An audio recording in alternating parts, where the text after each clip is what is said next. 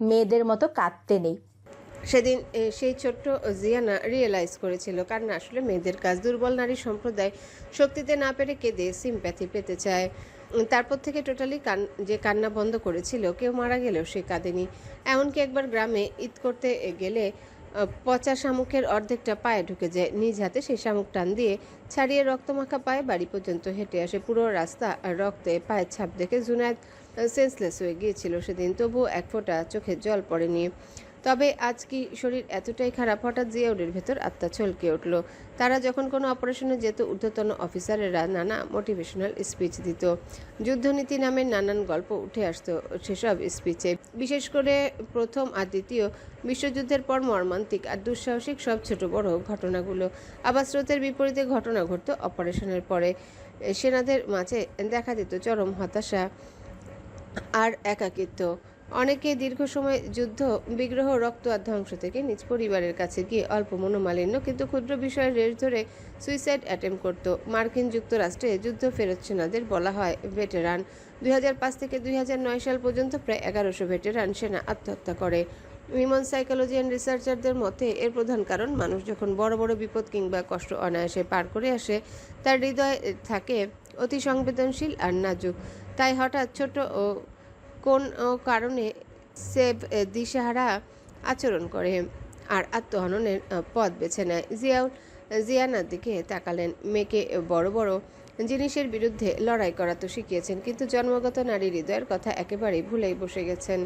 যতই চাপিয়ে দিক বাস্তব দুনিয়ার বোঝা, সৃষ্টিকর্তার দেওয়া মন মস্তিষ্কে যে নারী সুলভ মায়া মমতা, জায়া মা, এক কথায় নারী সত্তা, সেটা তো তিনি চাইলেও অস্বীকার করতে পারবেন না। তবে কি মেয়েটা খুব বাজেভাবে মনে আঘাত পেল? জিয়ানা জ্বরের ঘোরে বিড়বিড় করে প্রশ্ন করলো। আব্বু, তারামন বিবি আর কাকন বিবি বাংলাদেশের বীর প্রতীকপ্রাপ্ত দুজন মহিলা, গ্রামের আটপৌরে মহিলা একদম। ওনারা যদি শাড়ি পরে যুদ্ধ করতে পারে, আমি কেন অন্য মেয়েদের মতো পোশাক পরে তোমার টার্গেট ফিল আপ করতে পারবো না আব্বু? তাহলে তো আমাকে শুনতে হতো না টম বয়। জিয়াউল এতক্ষণ যে দ্বিধাদ্বন্দ্বে ছিলেন, ঝট করে যেন সব এক তুড়িতে জিয়ানা সমাধান করে দিল। ওনার বদ্ধমূল ধারণা যে পুরোটাই ভুল কাজ, এই জায়গাটায় দাঁড়িয়ে তা অনুধাবন করলেন। বাহিরের পরিবর্তন যতই, কারো ভিতরে আত্মার যে কোনো পরিবর্তন হয় না, প্রকৃতি হতে দিবে না। এটা জিয়াউলের কল্পনাতীত ছিল। ভালোবাসা বোধটা হচ্ছে এক প্রকার আরাম, মানে যার সাথে কথা বলে আরাম, যার চেহারা দেখলে আরাম, কারণ নোংরা নোংরা কাজগুলা বিরক্তি নিয়ে সামলানোটাও এক প্রকার আরাম। বেলা শেষে মুভিটা বৃদ্ধা বলেছিলেন বয়সকালে পটির খুব বাজে গন্ধ হয়। একবার ব্যবহার করার পর সেটা পরিষ্কার না করা পর্যন্ত অন্যরা ব্যবহার করতে পারে না। কিন্তু 50 বছর ধরে বৃদ্ধা আর তার স্বামী এই পটি ব্যবহার করা বাথরুম পরিষ্কার করে আসছেন, কারণ এই বিরক্তিকর কাজটাও তার কাছে স্বস্তির। আর স্বস্তি মানে আরাম। তাই ভালোবাসার মানুষ হচ্ছে এক কথায় যার কাছে মন, মস্তিষ্ক, শরীর, চোখ, কান সহ পঞ্চেন্দ্রিয় আরাম পায়। নিবিড় বাসায় এসে 3টা ডিম সেদ্ধ দিয়ে গোসলে ঢুকে গেছে। ঠান্ডা পানিতে শরীরের ক্লান্তি দূর হলেও মন সেই কিছুক্ষণ আগের আরামটা খুঁজে চলেছে। মেয়েধীন শরীরে চুয়ে পড়া পানিগুলো তার মনের আরাম দিতে পারছে না। একটা বাউন্ডুলে অদ্ভুত মেয়ে, যার আগাগোড়া পুরোটাই অদ্ভুত। তাকে কেন নিবিড়ের মনে পড়বে? তবে কি সেও ধ্বংসের দ্বারপ্রান্তে আস্তে আস্তে আওড়ালো? যুগে যুগে সাময়িক শত্রুদের বসিয়েছি, নারী ভালোবাসলে ধ্বংস হয়ে গেছে তারা সব। এরকম অন্তহীন পটভূমির প্রেমে নতুন ঈশ্বরদের বরবাদ বিলুপ্ত দেখে আমারও হৃদয় থেকে তারলতা হারিয়ে গেছে। অথচ নবীন তুমি, জীবনানন্দ দাস। মানুষ কত বড়, মানুষ ঠিক তার স্বপ্নের মতো বড়, মানুষের মন কতটা বিশাল। এক আসমান সমান। পৃথিবীতে সবচেয়ে মমতাধর কে? মা। এই স্নিগ্ধ সুন্দর প্রশ্নগুলোর উত্তর সবার কম বেশি জানা। সময় নির্দেশক যন্ত্রে সবচেয়ে অলস কাটা যখন তিনের ঘরে জিয়াউলের চোখ লেগে এসেছিল। ঘুমে ঢুলুনি দিতেই চড়াক করে চোখ মেলে তাকালো আর দেখতে পেল আঞ্জুমান বিনা ক্লান্তিতে অনবরত শরীর স্পঞ্জ করে চলেছে এখনো। জিয়াউল অপলক ঘুমু ঘুমু চোখে চেয়ে দেখে নিজ পত্নীকে। 40 পার করে ফেলেছে, চোখের পাশে ভাঁজ পড়েছে একটা। 2 বছর ট্রেনিং শেষে বাড়ি ফেরার পর সদ্য কলেজে উঠে যুবতীকে দেখে মন মস্তিষ্কে সেই যে আন্দোলন শুরু হলো তা এখনো চলমান। জিয়াউল মাঝে মাঝে ভাবে সৃষ্টিকর্তা তার উপর কোনো একটা কারণে ভীষণ সন্তুষ্ট ছিলেন। তাই তো ভাগ্য করে এমন একজন জীবনসঙ্গী পেয়েছে। 30 বছর সংসার জীবনে বন্ধুর সময় এসেছে অনেকে, কিন্তু সবসময় পাশে পেয়েছে এই নারীকে। নীলুফার জেদ ধরে গ্রামের বাড়িঘর যখন সব জ্বালিয়ে দিল মামুন ইসলামের লোকজন, সেদিনও একটা শব্দ বা অভিযোগ করেনি আঞ্জুমান। জিয়াউলের এমন তাকানো দেখে আঞ্জুমানের কপালে ভাঁজ ফেলে জিজ্ঞাসা করে, কি দেখো এমন করে? আমার সন্তানদের মাকে, আমার সেই যুবতী প্রেমিকাকে, যে এখনো সেই সরলতা আর সুন্দরের প্রতীক আমার কাছে। বলে আঞ্জুমানের গালে আলতো হাত ছুঁয়ে দিল জিয়াউল। আহা, কি হচ্ছেটা কি জিয়া? বুড়ো বয়সে ভীমরতি? কিসের বুড়ো? আমি এখনো তারকা যুবক। প্রমাণ চাও? জিয়াউলের কণ্ঠে দুষ্টুমির ছাপ। বদমাস লোক, ছেলে মেয়ে বিয়ে দিলে 2 দিন পর নাতি নাতনি পাবে, এখনো ফাজলামো করছো? আমার তো এখন ইচ্ছা হচ্ছে এমন কিউট কিউট আরো একটা বাচ্চার বাবা হতে। তুমি এই নাতি নাতনিতে চলে গেলা কেন? জিয়ানাকে ইশারা করে দেখিয়ে বলে জিয়া। আঞ্জুমান চোখ রাঙিয়ে শাসালো, কিন্তু মুখে লাজুক হাসি। হঠাৎ জিয়ানার মাথা উঁচু করে বলে ওঠে, আব্বু আম্মু, তোমরা আমার সামনে রোম্যান্স করছো? আমি সিঙ্গেল বলে এতটাও অবুঝ না। কালই আমি শাহবাগে যাব, আন্দোলন করবো, আর কোনো ভাই বোন চাই না আমার। আমার পদ আমি আর কাউকে দিতে পারবো না, সো রোম্যান্স বন্ধ। আর কোনো সম্পত্তি ভাগিদার মানি না, মানবো না। জ্বরে ভাঙা ভাঙা আওয়াজে হাত উঠিয়ে স্লোগান দেওয়ার ভঙ্গিতে বলে আবারও শুয়ে পড়ে জিয়ানা। আঞ্জুমান পারে না খাটের নিচে ঢুকে যেতে। এই মেয়ে এত ঠোঁটকাটা হয়েছে। নিজের অস্বস্তি লুকাতে জিয়ানার বাহুতে আলতো চাপড় দিয়ে বলে, যাতে মাতাল তালে হুশ। পাজি মেয়ে, তুই না ঘুমে? আমার কান কখনো ঘুমায় না আম্মু। এটা তোমার বরের কঠিন ট্রেনিং এর ফল। ইনফ্যাচুয়েশনের বয়সে প্রতিদিন মাটির পাতিল কিক করে ফুটো করে এসেছি বলে আমার আবার লজ্জাও কাজ করে কম। শুকনো গলা অহেতুক খাকি দিয়ে জিয়াউল নিজেকে শক্ত ফর্মে নিতে চাইল যেন। তারপর জিয়ানার কপালে হাত দিয়ে বলে, জ্বর সেরে যাচ্ছে আঞ্জু, তোমার কাল কলেজ আছে, যাও একটু ঘুমিয়ে নাও, বাকি সময়ে আমি আছি এখানে। আঞ্জুমান হাতের কাপড় আর পানির পাত্র সাইড টেবিলে রেখে জিয়ানার পাশে শুয়ে বলে, একটু পর আজানি দিবে, আমি আছি, তুমি গিয়ে রেস্ট নাও। তোমরা দুজনই যাও, আমার এখন ভালো লাগছে বেশ। একটু পর উঠে জগিং এ বের হব। আজ আর জগিং করতে হবে না, আর পায়ের নখ পুরাটাই উঠে গেছে। কিছুদিন স্যান্ডেল টাইপ জুতা পরবি, কেমন? বলে জিয়াউল রুম থেকে বের হয়ে যায়। জিয়ানা পাশ ফিরে আঞ্জুমানকে জড়িয়ে ধরে চোখ বন্ধ করে টেনে নেয় মামা গন্ধ। মির্জা গালিব খুবই হতাশ হয়ে একবার বলেছিলেন, দুঃখগুলো পৃথিবীতে এসে জিজ্ঞাসা করে মির্জা গালিবের ঘর কোন দিকে, কারণ তারা সবসময় আমার বুক পকেটেই থাকে। ভার্সিটির মাঠে দাঁড়িয়ে নিবিড়ের মনে হলো মির্জা গালিব একা নন, ওনার সাথে জন্মগত হতভাগা শুকনীল নিবিড়ও আছেন। আত্মীয় স্বজন বলতে এক মামা, আরেক মামা মানে সমুদ্রের পিতা নিবিড়কে এক প্রকার জাতশত্রু মনে করে। আর নিজের পরিবারের সবাই থেকেও নেই। নিজে থেকে কোনো সম্পর্কে জড়াতে প্রচুর দ্বিধাদ্বন্দ্ব কাজ করে তার মাঝে। বন্ধু বলতে সজীব, সমুদ্র কাছের, কিন্তু মক্কু আর বদি ডান হাত বাম হাত হলেও নিজের ভাইয়ের চেয়ে কম মনে করে না। সমুদ্রকে প্রথম থেকে নিবিড় সোজা চোখে দেখেনি, কিন্তু সমুদ্র নিজে একবারে নিবিড়ের সাথে মিশে থাকতো। দীর্ঘকাল একসাথে ওঠা বসা করে একসময় সমুদ্র আস্থাভাজন একজন হয়ে উঠেছে।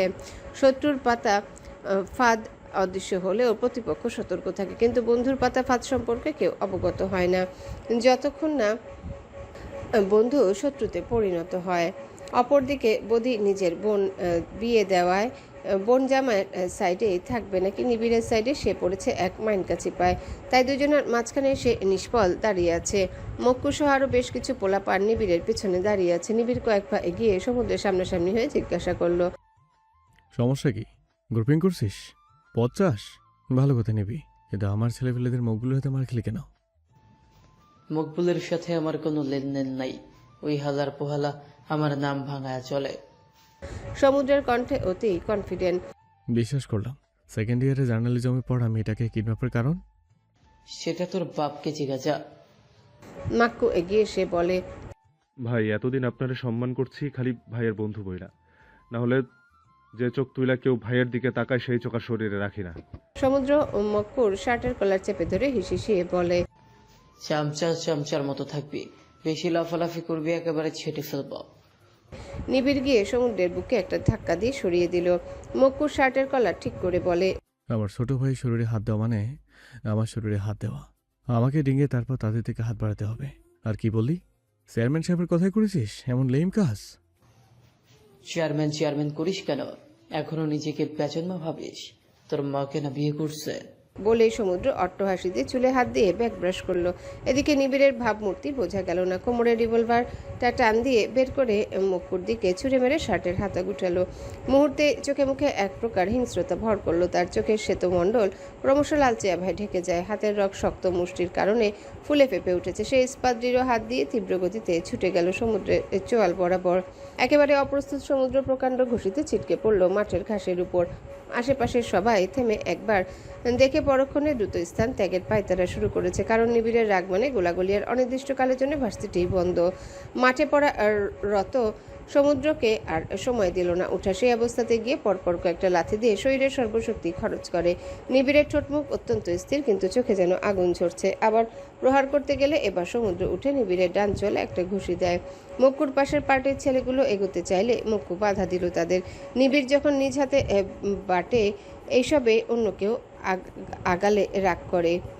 জিয়ানা সাইকেল নেওয়ার জন্য ভার্সিটিতে এসেছে অসুস্থ শরীরেই। গেটে ঢুকতেই দেখতে পেল সবাই হুড়োহুড়ি করে বের হয়ে যাচ্ছে। একজনকে জিজ্ঞাসা করলে জানতে পারলো নিবিড়ের সাথে সমুদ্রের ঝামেলার কথা। সে আরেকটু বাড়িয়ে বলল যে গোলাগুলি শুরু হয়েছে, একটু পর পুরা ভার্সিটি ধ্বংসযজ্ঞে পরিণত হবে। জিয়ানের বেশ আগ্রহ জাগলো ছেলেদের এমন মারামারি দেখায়। সিনেমায় অনেক দেখেছে, এইবার সরাসরি দেখার পালা। এখন যদি নিবিড়ের মারামারি দেখার জন্য টিকিটও লাগতো, জিয়ানা টাকা দিয়ে টিকিট কেটে হলেও দেখতো। বেশি দূর যেতে হলো না। পায়ের নখ উঠে যাওয়ায় দ্রুত হাঁটতে কষ্ট হচ্ছে বিধায় একটু খুঁড়িয়ে খুঁড়িয়ে আগালো। মাঠের এক পাশে যেখানে ব্যাডমিন্টনের কোর্ট, সেখানে দুইজন একে অপরকে প্রহার করছে। কয়েকজন তাদের চারিপাশে শক্ত মুখে তীব্র আগ্রহে তাকিয়ে আছে। জিয়ানা একেবারে কাছে চলে যায় এবং গিয়ে দেখলো নিবিড়ের এক নতুন রূপ। এতদিন জেনে এসেছে ভণ্ড নেতা একজন মিসোজিনি, আজ দেখলো হিংস্রূপ। নিবিড়ের দৃষ্টিতে এক কিশোরী সত্তার উপস্থিতি টের পেল জিয়ানা, যা সামনের টার্গেটের জন্য অত্যন্ত ভীতিকর। পরের কয়েক সেকেন্ড জিয়ানা কিছু বুঝে ওঠার আগেই নিবিড়ের তাণ্ডবে হাঁ হয়ে গেল সে। নিবিড় উল্টো ঘুরে সমুদ্রের হাত ধরে নিজের দিকে একবার করে টান দেয় আর প্রতিবার তীব্র গতিতে নাক আর মুখে চারিপাশ বরাবর ঘুষি মারে। সমুদ্রের ঠোঁট মুখ ফেটে রক্ত আর লালা ঝরছে সমান তালে, কিন্তু তবুও কিছু ফাউল মার দেওয়ার চেষ্টা করছে। জিয়ানার মনে হলো না ব্যাপারটা জমছে না। এখানে একজন রেফারি দরকার মধ্যস্থতা করার জন্য। সে সমুদ্রকে চিয়ার্স করলো। আরে আরে সমুদ্র ভাই, আপনি হেরে যাচ্ছেন তো। শুনেন, আপনি ফালতু ফাউল করছেন শুধু শুধু। আপনার প্রতিপক্ষ বেশ লড়াকু, তার টেকনিক দেখুন আর সেইভাবেই মুভ অন করুন। জিয়ানা চিল্লানিতে নিবিড় থেমে ওর দিকে তাকালো। জিয়ানা সোজা দাঁড়িয়ে যায়, এতে চোখ দিয়ে খেয়ে ফেলবে এমন ভাব এই লোকের। এই সুযোগে সমুদ্র নিচ থেকে নিবিড়ের চোয়াল বরাবর একটা ঘুষি মারল। নিবিড় কিছুটা পিছিয়ে গেল। এতে অপরদিকে জিয়ানা হাততালি দিয়ে বলে ওঠে, ভালো পেরেছেন, কিন্তু এটা যুদ্ধনীতি না, এটা কাপুরুষত্ব। প্রতিপক্ষের দুর্বল সময়ে আঘাত করা উচিত না। অবশ্য আপনার আর কি বা করার। যাই হোক, আমায় কিডন্যাপ করার জন্য শুক্রিয়া। খুব ভালো একটা ট্যুর হয়েছে, কিন্তু আমার ব্যাগ আর মোবাইল কই? নিবিড়ের চোয়াল শক্ত হয়ে উঠল এই মেয়ের এমন অহেতুক পেঁচালে। তবুও রাগটা যেন কোথাও ভাটা পড়ল। এগিয়ে এসে সমুদ্রের সামনে দাঁড়িয়ে বলে, কসম সমুদ্র, আজ তোর শেষ দিন হতো। যদি তোকে অল্প একটু বন্ধু না ভাবতাম, আর কোনোদিন আমার নাম মুখে নিলে কিংবা ওই ক্যাম্পাসের আশেপাশেও যদি তোকে দেখি, একেবারে খুন করে ফেলবো। তারপর জিয়ানার দিকে এগিয়ে এসে তার হুডির মাথা ধরে টানতে টানতে হাঁটা ধরে ক্লাবের দিকে। এদিকে জিয়ানা উল্টো হাঁটা শুরু করলো টান খেয়ে। কাবলিওয়ালা, আমার পায়ে ব্যথা, ছাড়ুন, এভাবে টানাটানি করবেন না। আরে আরে, আমার হুডি ছিঁড়ে যাবে তো। ওই বেটা ছাড়। থমকে গেল নিবিড়। রাগের পারদ আবারও তরতর করে বেড়ে গেল। দাঁতে দাঁত চেপে জিয়ানার দিকে ঘুরে বলে, তোর ভাগ্য ভালো নাকি আমার ভাগ্য খারাপ জানি না, তা না হলে তোকে এক সেকেন্ডের বেশি সহ্য করার কথা আমার না। আর একদিন যদি তুই করে করেছিস, সেদিনই হবে তোর শেষ দিন। আসছে আমার পালোয়ান, ছাড়ুন তো। যত সব ভেজাল পাবলিক। আমার মুখ আমি তুই তুমি যা ইচ্ছে তাই বলবো। আপনার কান আপনি শুনবেন না, তাহলেই তো হলো। এখন এটা বলবেন না যে এই এলাকার বাতাস আমার। খবরদার, এই বাতাসে কেউ কার্বন ডাই অক্সাইড ছাড়তে পারবে না। মুখটা যদি বন্ধ না করেছ, এক্ষুনি সেলাই করে দেব। বাসাল মেয়ে কোথাকার। বলেই আবারও টেনে হাঁটা শুরু করলো। অপরদিকে মক্কুরা সেই জায়গাতেই দাঁড়িয়ে নিবিড় আর জিয়ানাকে দেখছে। আকাশ নামের এক ছেলে এগিয়ে এসে জিজ্ঞাসা করলো, ভাই আমরাও কি যাব? না না, এখন প্রাইভেট বিষয় চলবে, আর আমরা হচ্ছে পাবলিক, প্রাইভেট ঢোকা যাবে না। এইদিকে সামলাই, চল। ঘুরে দেখে সমুদ্রকে তার চেলারা ধরে গেটের দিকে নিয়ে চলে যাচ্ছে। ক্লাবে এসে নিবিড় এক প্রকার ছুঁড়েই মারল জিয়ানাকে। বলবান শক্তি সামর্থ্যবানের সাথে জিয়ানার ওইটুকু শরীর যেন পালক। পায়ের লাগায় দাঁত কিরমির করে সোজা হয়ে দাঁড়িয়ে জিজ্ঞাসা করলো, এই ভণ্ডলোক, আপনার সমস্যা কি? হ্যাঁ, একজনকে কেলিয়েও আশ মেটেনি। যত সব পাগল ছাগল সব আমার কপালেই জুটে। নিবিড় টেবিলে ড্রয়ার থেকে প্যাকিং টেপ বের করে আনলো। জিয়ানা কপাল ভাঁজ করে দেখে যাচ্ছে তার কাজকর্ম। হাতে টেপ অল্প ছিঁড়ে জিয়ানার মুখে লাগিয়ে দেয়। জিয়ানা চোখ বড় বড় হয়ে গেছে। হাত উঠানোর আগেই হাত পিছামোড়া করে সেই টেপ দিয়ে বেঁধে দিল। নাক দিয়ে জিয়ানার শব্দ বেরোচ্ছে শুধু। প্লাস্টিকের একটা চেয়ার এনে জোর করে বসিয়ে দিল জিয়ানাকে।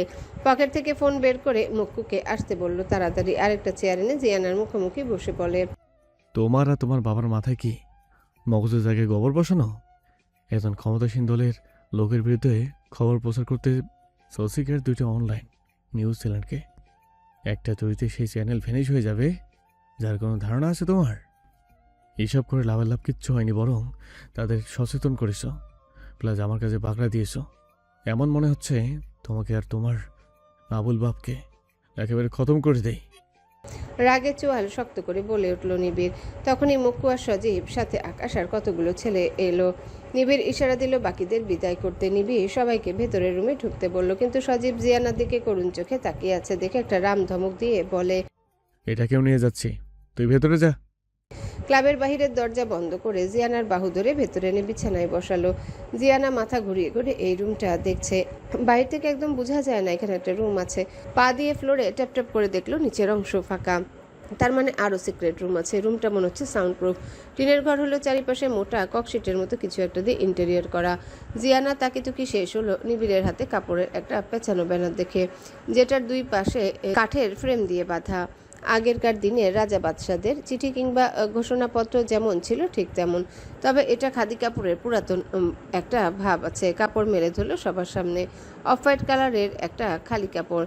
নিবিড় সেই কাপড়টা ফ্লোরে বিছিয়ে দেয়। তারপর সুইচ বোর্ডের কাছে গিয়ে সব লাইট একে একে বন্ধ করে দিল।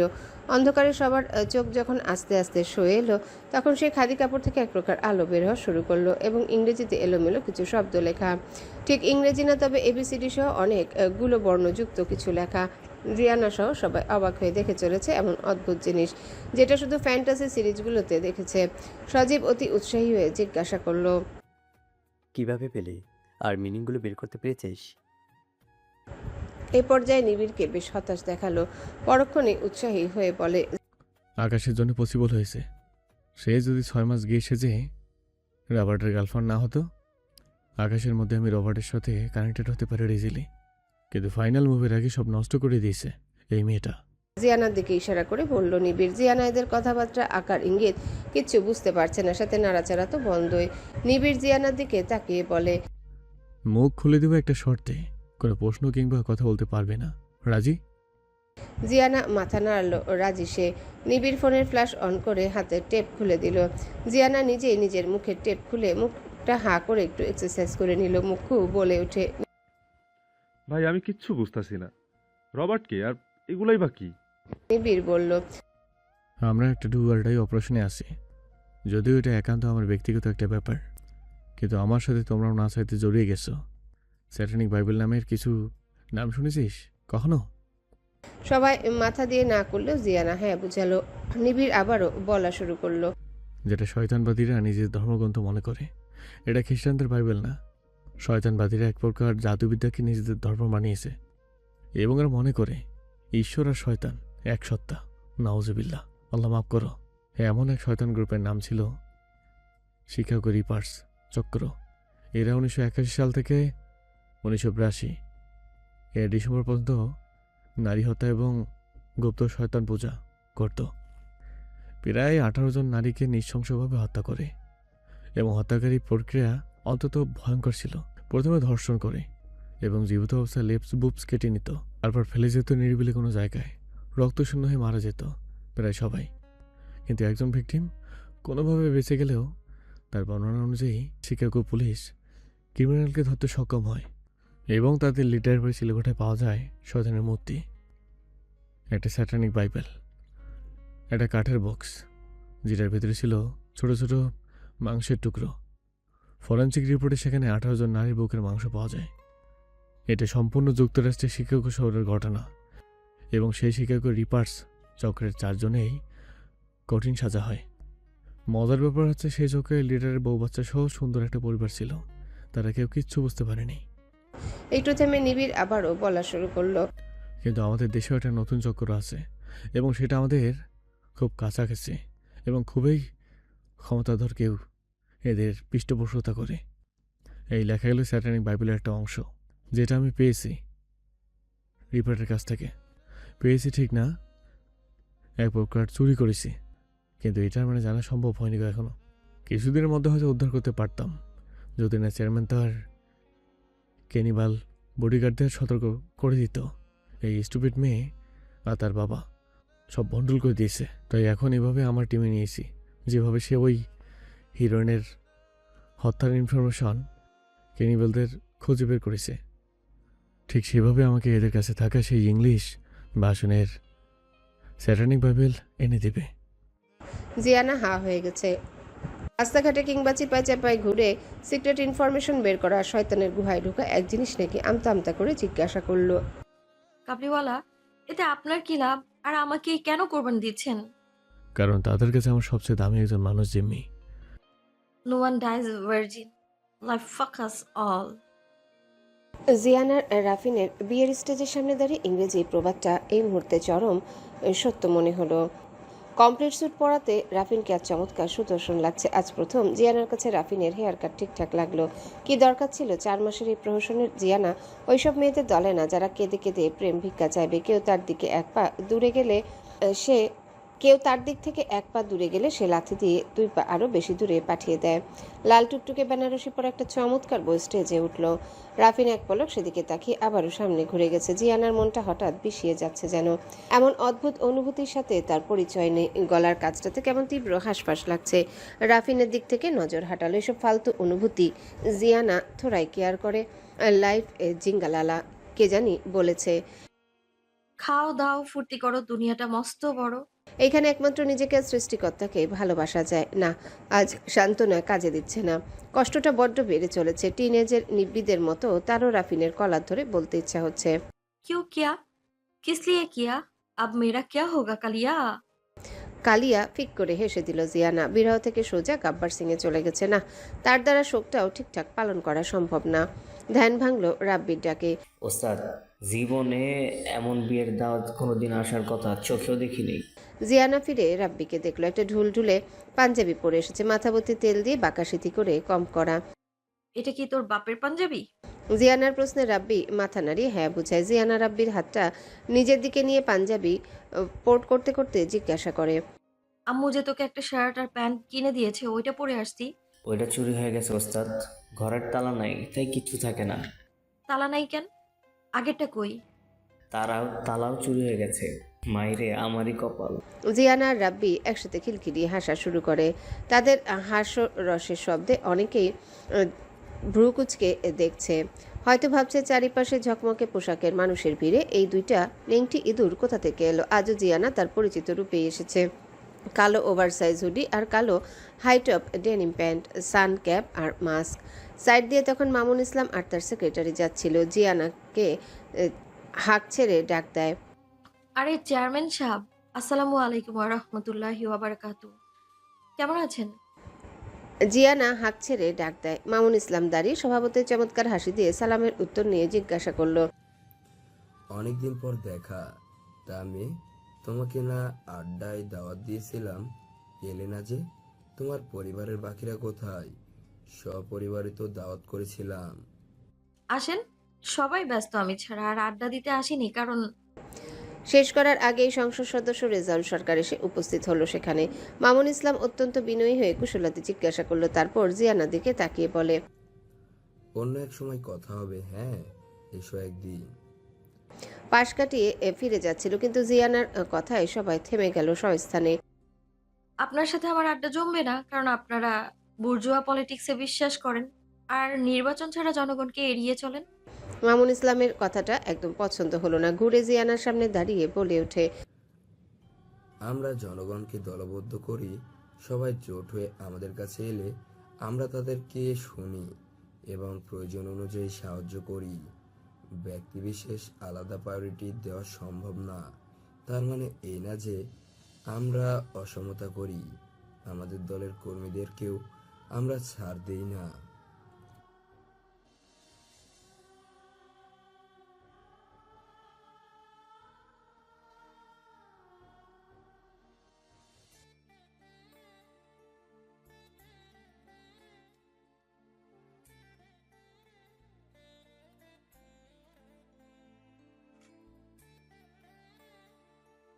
রেজাউল সরকার এগিয়ে এসে জিয়ানার দিকে হাত বাড়িয়ে দিয়ে জিজ্ঞাসা করে, nice to meet you young lady.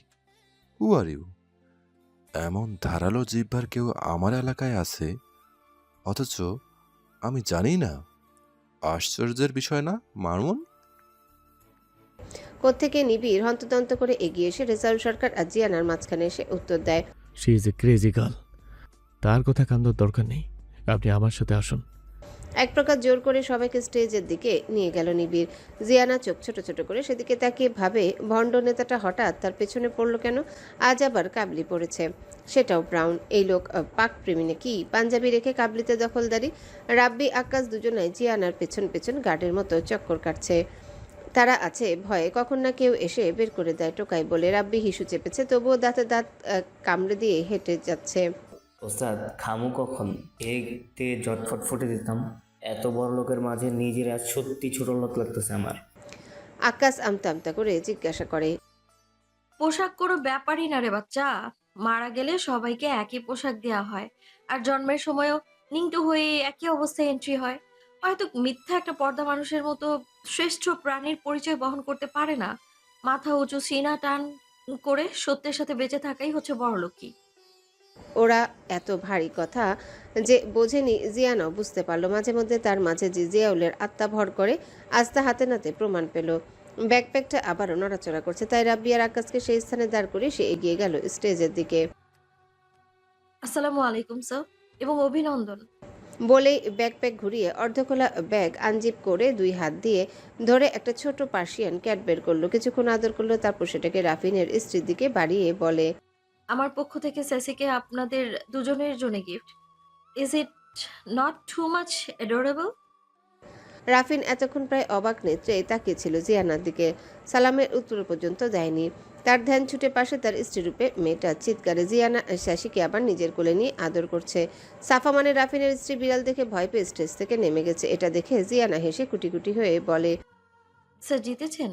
ভাবি এত আদুরে বিড়াল দেখে যেহেতু ভয় পাচ্ছে, তাহলে নিশ্চিত তেলাপোকা দেখেও ভয় পাবে, আর ভয় পেয়ে আপনার কাছে ছুটে আসবে। তারপর চরম রোমান্টিক একটা সিন ক্রিয়েট হবে, আবার বজ্রপাত হলেও ভয় পেয়ে যাবে। উফ, আপনাদের সংসার জীবন একদম মাখো মাখো একটা ব্যাপার থাকবে সেই ভাই। যাই হোক, ভাবে কিন্তু মাশাআল্লাহ সুন্দর আছে, জিতেছেন, বয়সও কম, তাই না সেসি? বলেই চোখ টিপ দিল একটা। রাফিন নিষ্ফল চেয়ে জিয়ানার দিকে। মাস্ক খুলে রেখেছে বিধায় মুখের মুচকি হাসি দৃশ্যমান। রাফিন খুবই দ্বিধা আর জড়তা নিয়ে আস্তে করে মুখ খুলল। আই এম সরি জিউ, আমি পরিস্থিতির শিকার। তোমার সাথে কথা আছে কিছু, আমি জানি তুমি বুঝতে পারবে সব শুনলে।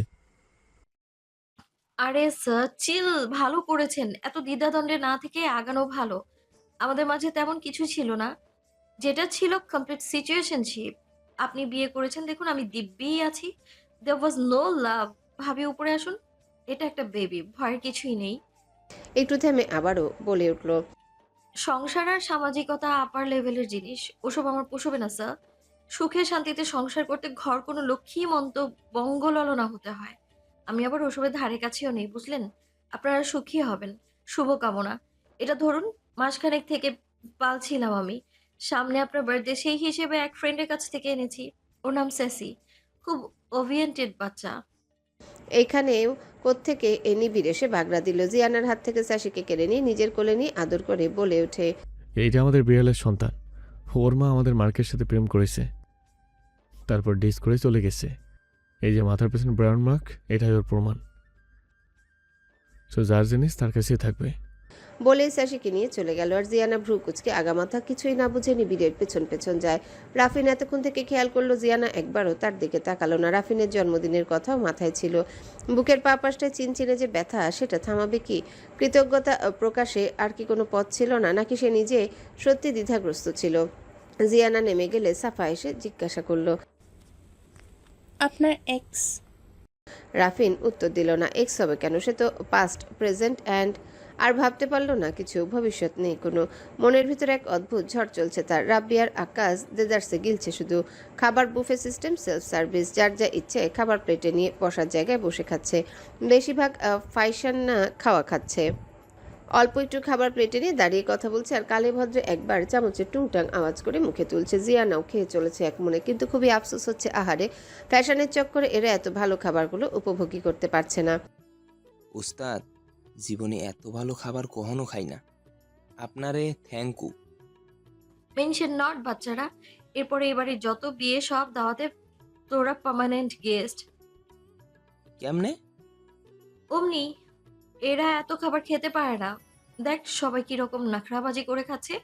আসলে এখানে একমাত্র আমরাই খেতে এসেছি, বাকিরা দেখাতে এসেছে কে কত সুন্দর ড্রেস আপ করেছে। তাড়াতাড়ি এগুলো খেয়ে শেষ করতো, ডেজার্ট আছে আবার। ওইটা আবার কি? রাব্বি জিজ্ঞাসা করলো। মিষ্টি জাতীয় খাবার, ওই পোর্শনের সব ডেজার্ট। আঙ্গুল দিয়ে দেখিয়ে দিল। বাড়ির সামনে অহেতুক একটা জায়গা এরা এমনি এমনি খালি রাখে না। এসব প্রোগ্রাম করার জন্য এমন ফাঁকা জায়গা উপযুক্ত। উস্তাদ, পুলের ওই পাশে গান বাজনা হইতাছে, খাইয়া ওইখানে একটু জামনি। ওকে। জিয়ানারা খেয়ে একদম হাউসফুল। আক্কাসের খাওয়া দেখে জিয়ান অবাক। প্রায় 1 কেজির মতন মাটন খেয়েছে, কোনো রাইস নেয়নি সে। বাধ্য হয়ে জিয়ানা প্লেট সরিয়ে নিয়ে বলেছে, আর যাস না ভাই, মরে যাবি। উস্তাদ, মনে হইতাছে গলায় আঙুল দিয়ে বমি করে সব বের করে আবার নতুন করে নিয়ে খাই। জিয়ানার চোখ হালকা ভিজে ওঠে। মানুষের জীবনটা কত রকমের অদ্ভুত হয়। এখানে হাজার হাজার মানুষ দাওয়াতে এসেছে, কারোরই খাওয়ার প্রতি বিশেষ কোনো নজর নেই, অথচ এই বাচ্চা ছেলেটার কাছে এ যেন জ্যাকপট। পেটের ক্ষুধা মিটলো, মন আর চোখের ক্ষুধা মিটছে না তার। জিয়ানা আক্কাসের মাথায় হাত বুলিয়ে বলে, আমার হাতে যখন টাকা হবে তোদের তখনই বুফে নিয়ে খাওয়াবো, যত ইচ্ছা তত খেতে পারবি।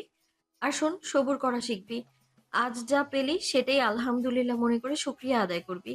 কাল না পেলেও শুকরিয়া। আর কখনো ওই বড়লোকদের দেখে নিজেদের ছোট মনকে করবি না। জানিস আফ্রিকার মানুষ দিনের পর দিন পানি পর্যন্ত পায় না, তোরা সেই হিসেবে ভালো আছিস। চল গান শুনে আসি।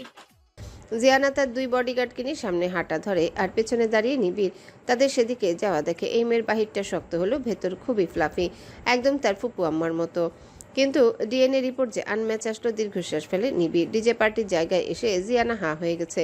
পুরো সুইমিং পুল এত চমৎকার লাইটিং করা হয়েছে, এর সাথে মন্দিরাসা গাছগুলো বিভিন্ন ধরনের শেপের সাথে অদ্ভুত আলোকসজ্জায় সাজানো। মাথার উপরেও লণ্ঠন টাইপ কিছু ঝুলছে। আহা, কত টাকা এদের, যা ইচ্ছা করতে পারে। অথচ গ্রামে একটা বিয়েতে গিয়ে জিয়ানা দেখেছিল 20 জন মানুষ, বরযাত্রী বেশি আসে, খাওয়াতে পারেনি বলে বিয়েটা ভেঙে গেছে। এত ভেদাভেদ কেন এই সমাজে? কেন এত উঁচু নিচু? জিয়ানারা মধ্যবিত্ত পরিবার বিলং করে। প্রতিদিন না হোক সপ্তাহে 2 দিন তাদের ঘরে মাংস হয়, মাছ থাকে, দুধ ডিম রেগুলার। জীবনে যে কোনো একটা বা 2টা অনুষ্ঠান মোটামুটিভাবে আয়োজন করতে পারে। কিন্তু যারা জন্মগত গরিব তাদেরকে তো গরিবই, ভাগ্য পাল্টাতেও বছর 20 সময় লাগে। তাহলে এই লম্বা সময়টা মানুষগুলো শুধুমাত্র জন্মগত গরিব বলে এত দুর্দশা ভোগ করে না? জিয়ানার কাছে খুবই বেইনসাফি লাগছে ব্যাপারটা।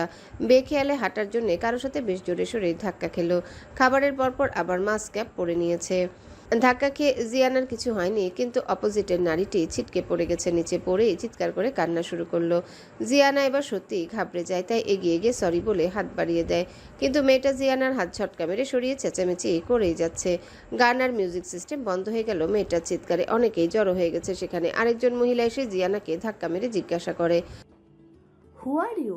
কোন সাইডের গেস্ট নাকি চোর টোর কেউ? এমন অদ্ভুত গেটআপে ঢুকে চুরি করতে এসেছো? ছোট লোক কোথাকার, দিলে তোর ড্রেসটা নষ্ট করে। বলেই আক্ষেপ না করে টান দিয়ে জিয়ানার ক্যাপ খুলে পানিতে ঢিল মারে। জিয়ানা শান্ত চোখে নারীটাকে দেখে চলেছে। বউয়ের চেয়ে উক্ত ব্যক্তিটি বেশি সাজসজ্জা করেছে। ওনার ওজন যদি হয় 60 কেজি, তা এক মুহূর্ত। মেকআপের জন্য হয়েছে 65 কেজি। আর গলার শটটাও ফ্যাস ফ্যাসে, হাঁসের গলার মতো। জিয়ানাকে চুপ থাকতে দেখে এগিয়ে এসে মাস্কে হাত বাড়িয়েছে যখনই জিয়ানা নিজেই, তখন 2 পা পিছিয়ে যায়। কি চেহারা দেখাতে লজ্জা লাগছে? আরে সবাই চেক করুন তো কিছু হারানো গেছে কিনা। এইসব পাবলিক কিভাবে ঢুকে পড়ে? এই স্টাফ, বয়গার্ড সব কোথায়? এদিকে আসো তো কুইক। ফ্যাসফ্যাসে গলায় উঁচু আওয়াজে বলায় জিয়ানা রাগের পরিবর্তে প্রচুর হাসি পায়। একটানে মাস্ক খুলে পকেটে ঢুকিয়ে কয়েক পা এগিয়ে এসে জিজ্ঞাসা করলো, এই যে ফুলবানু, লবণ পানি দিয়ে গড়গড় করবেন 3 বেলা, তাহলে অর্ধেক কথা আর বাতাসে মিলিয়ে যাবে না। আর নিজে তো ফুলের বাগান হয়ে ঘুরে বেড়াচ্ছেন, সাথে 5 কেজির মেকআপ। সার্কাসের ক্রাউন ভেবে গার্ডলা অ্যালাউ করেছে কি? আমি চেয়ারম্যানের দাওয়াতের রেফারেন্সে এসেছি, তা আপনাদের প্রোগ্রামে দাওয়াত দিয়ে খাওয়ানোর পর বুঝি এভাবে অপমান করা হয়? এইবার হাঁস মহিলা একটু দমে গেলেন, তবুও ভিড় জমে গেছে। এখানে উনি ছোট হতে চাইলেন না। হাত উঁচিয়ে চর মারবে সেখানে হাজির হলো আভিজাত্যে মোড়ানো এক পৌরনারী। অফ হোয়াইট জামদানি, বৃদ্ধ কুচকানো ফর্সা শরীরে সুবিন্যস্তভাবে জড়ানো সাদা ঝলমলে মুক্তার মালা যেন ওনার ব্যক্তিত্বকে আরো মেলে ধরেছে। সোনালী ফ্রেমের চশমার ফাঁকে একবার জিয়ানাকে দেখে বললেন, ফারহানা, সব জায়গায় তোমার ছোট লোকি আচরণ না করলেই হয় না। না দাদুন, এই মেয়ে ফাইজাকে ধাক্কা দিয়েছে, আবার আমাকে অপমান করছে। বৃদ্ধা এক পলক ফাইজাকে দেখে আবারও বলে উঠলেন, 1.5 ফুটের মেয়ে হয়ে 2 ফুটের হিল তোমার বোনকে পরতে নিষেধ করো, তাহলে আর যেখানে সেখানে পরবে না। আর তুমি মেয়ে, এমন অদ্ভুত পোশাকে কেউ দাওয়াতে আসে? কার মেয়ে তুমি? জিয়ানার দিকে তাকিয়ে জিজ্ঞাসা করলেন পৌরা মহিলা। আমি এইসবে কমফোর্টেবল, হার ম্যাজিস্ট্রি। জিয়ানা এক হাত সামনে আরেক হাত পেছনে নিয়ে রাজকীয় সম্ভাষণ দেওয়ার মতো হাঁটু বাঁকিয়ে বলে উঠায়। বৃদ্ধা অট্টহাসি দিয়ে জিয়ানাকে কাছে ডাকলেন, তারপর আবারও জিজ্ঞাসা করলেন, বললে না তো কার মেয়ে? জিয়ানা কাছে এসে দাঁড়ানোর সাথে সাথে সাইড হাঁক করলেন। আমি নীলুফা ইয়াসমিন, চাচির ভাসুর জিয়াউল হকের কন্যা। বৃদ্ধা এবার ফট করে ছেড়ে দিলেন জিয়ানাকে, তারপর উল্টো ঘুরে যে দিক দিয়ে এসেছেন সেদিকে হাঁটা ধরল। জিয়ানা এসব বড়লোকদের আগামাথা কিচ্ছু বুঝে না। এদের মনে হয় মুড সুইং পৈতৃক সম্পত্তি, যে যেরকম পাচ্ছে ব্যবহার করে ছেড়ে দিচ্ছে। ফাইজা কনুই দিয়ে গুতা দিয়ে ফারহানাকে ইশারা করে বলে, আপা, এই মেয়েটার সাথেই নিবিড়ের হাত ধরার ছবি আমি সোশ্যাল সাইটে দেখেছি, আজ আবার দাওয়াতেও এসেছে। নিবিড় মনে হয় এবার সিরিয়াস হয়ে গেছে। আমার কি হবে? আমার দিকে তো তাকায়ও না। একবার কথা বলতে গিয়েছি, ধমক দিয়ে শাঁসানি দিয়েছে উল্টে। ফাইজার ঘ্যানঘ্যানানিতে ফারহানার মেজাজ আরো খারাপ হয়ে গেল। এতগুলো মানুষের সামনে বুড়ি তাকে ছোট লোক বলল। আজ যদি মেহেদি দেশে থাকতো তাহলে তাকে এত অবহেলা কেউ করতে পারতো না। মেজাজ খারাপ নেই একটা ধমক দিয়ে বলে, নিজের কাজ নিজে কর যা, আমার মাথা খাবি না। খুব শখ তার এই বাড়ির বউ হওয়ার, কি যোগ্যতা আছে তোর? নিবিড় মেয়ে মানুষ সহ্য করতে পারে না, কিন্তু বিছানায় নিতে পারে। যা, একদিনের জন্য তোর শখ মিটিয়ে আয়। তারপর হনহন করে সেখান থেকে চলে যায় ফারহানা। এত খারাপ কথা শুনে ফাইজার এবার সত্যি কান্না পেল, সাথে হিংসা হচ্ছে দূরে জিয়ানাকে দেখে। স্বতঃস্ফূর্তভাবে নিবিড়ের পার্টির ছেলেদের সাথে হেসে হেসে কথা বলছে পাশে নিবিড় দাঁড়িয়ে। জিয়ানা কিন্তু হেব্বি সুন্দর গান গায়, ওর গানগুলো জীবন থেকে নেওয়া। মক্কু ওয়্যারলেস স্পিকারটা হাতে নিয়ে টেস্ট করে বলে, এইবার আমাদের জীবনমুখী গান শোনাবে জিয়ানা হক। আকাশ বদি সবাই হই হই করে উঠে। কোনো প্রকার দ্বিধা ছাড়া স্পিকার নিয়ে জিয়ানা গান ধরল। আমি খাই দাই ঘুমাই, সারাদিন আমার অলসতা বাড়ে, দিন দিন রাতে ঘুমাই না, হাতে কাম নাই, কিছু টাকা আমায় ধার দিন না। জিয়ানার গান শুনে সবাই হাততালি সহ হেসে ফেটে যাচ্ছে। তখন ফাইজা কোনো কিছু না ভেবে থমথম করে হেঁটে এসে জিয়ানার দিকে তেড়ে গেল আর সর্বশক্তি দিয়ে ধাক্কা দিল। জিয়ানা একদম অপ্রস্তুত থাকায় ডান হাত বাড়িয়ে ফাইজাকেও টেনে একসাথে ঝপাত করে পানি ভর্তি নীলপুলে পড়ল। কোত্থেকে কি হলো কেউ কিছুই বুঝতে পারলো না। জিয়ানা ডুব দিয়ে চুলের উইকটা টেনে ঠিক করার চেষ্টা করলো, কিন্তু পানির তোপে নিচের মাস ক্যাপটা ঢিলা হয়ে গেছে। এদিকে ফাইজা উঠে গেছে, কিন্তু তার মেকআপ মেল্ট হয়ে ভূতের মতো দেখাচ্ছে। মক্কুরা হাসাহাসি করছে তাকে নিয়ে, তাই দৌড়ে সেখান থেকে পালিয়েছে। জিয়ানা এখনো উঠছে না দেখে নিবিড় নিজেও জাম্প দেয় পানিতে। চিল্লাচিল্লি আর হটকারিতায় মোটামুটি সবাই পুল সাইডে চলে এসেছে। রাফিন জিয়ানার কথা শুনে এক প্রকার দৌড়ে আসে। অপরদিকে নিবিড় জিয়ানাকে হাতড়ে খুঁজে খুঁজে যখন এক সাইডে ছায়ার দিকে পেল, তখন 1 সেকেন্ড দেরি না করে এক টান দিয়ে দাঁড়িয়ে যায় দুজনই। জিয়ানা পানির কারণে ক্যাপ আর উইক পড়তে পারেনি, হাতেই ছিল। নিবিড় চোখ মেলে তাকিয়ে দেখে এক ভিন্ন জিয়ানাকে। এক টম্বয় থেকে হঠাৎ একজন রমণীকে। আসল চুল কোমর ছেড়ে ভিজে লেপটে গেছে শরীরে। পানিতে মোহনীয় রূপে একেবারে সামনাসামনি রমণীকে দেখলে জীবনানন্দ দাস কি বলতো ঠিক এই মুহূর্তে নিবিড়ের মাথায় এলো না। ফাঁকা মাথা কাজ শুরু করলো রাফিনের ডাকে। জিউ, আর ইউ ওকে?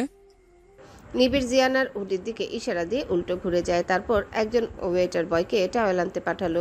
নিবিড় নিজের শরীর দিয়ে জিয়ানাকে আড়াল করে রেখেছে। আজ মিলল তার হিসেব। পরপর 2 বার সে জিয়ানার মাথা থেকে চুল নিয়ে ডিএনএ টেস্ট করিয়েছে। এই জন্য নেগেটিভ এসেছে রেজাল্ট। কারণ এই মেয়ে পরচুলা পড়ে থাকে। কেন এই বেশ ধরে থাকে? কাবলিওয়ালা, হেল্প মি প্লিজ। আব্বুর ভয়ে উইক পড়ে থাকি, নইলে এই বয়সেও আমায় বেল মাথা হতে হবে।